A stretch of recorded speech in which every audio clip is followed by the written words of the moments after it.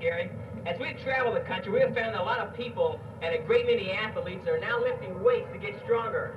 So we'd like to start each of our programs by demonstrating the proper way to lift weights. For if a person lifts weights incorrectly, he can really hurt himself. You ready, Gary?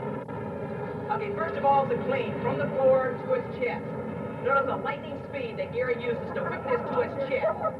You'll also notice that bars pull evenly at all times. It takes a lot of style, technique, and timing to lift heavy weights. It takes many years to practice these things, doing them correctly. Once Gary has the bar to his chest, he'll then press it straight overhead. Again, you notice that bar is pressed very evenly and fast at all times. Notice the power that Gary exhibits as he smashes this thing straight over his head. Lots of power. Now the third thing again to watch for is those feet. They must remain stationary at all times. I believe this completes the press for Gary. Let's hear it for him.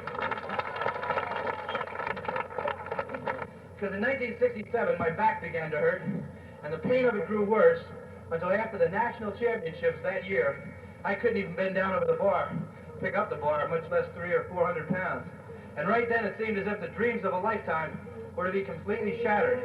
And I wondered, too, if there was anything that could give me a real purpose and meaning in life. And then I remembered something else, that a guy once told me about how God loved me and had a plan for my life, and how I could come to know this invisible God and this plan he had for me face to face through this person, Jesus Christ. He never held a political office, yet he's known in all the political circles. Never commanded an army, yet he's considered to be the greatest leader the world has ever known.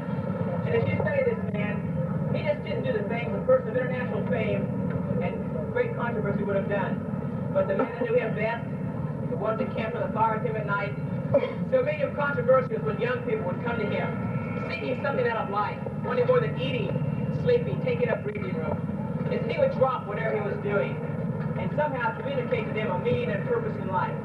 He gave them integrity as to who they really were. He gave them something they needed and wanted, something they never had before. Well, I guess many of you figured out who I am talking about. A few months before the Olympic Games, I was invited to go to a conference in California where I met 1,000 college and high school students studying the Bible.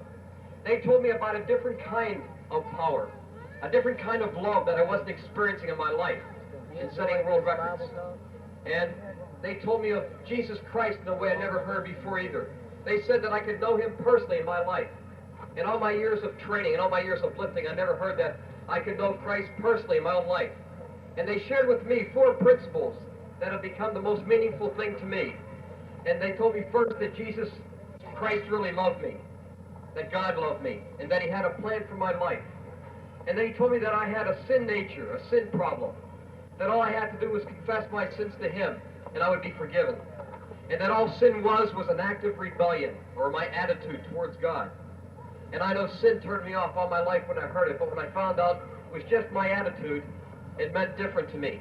And thirdly, they said that Jesus Christ was the only provision for man's sin, that he was the personality of his Father, and that Christ said that I am the way, the truth, and the life, that no one comes to the Father but through me, that Jesus Christ bridged the barrier that is the gap between God and man.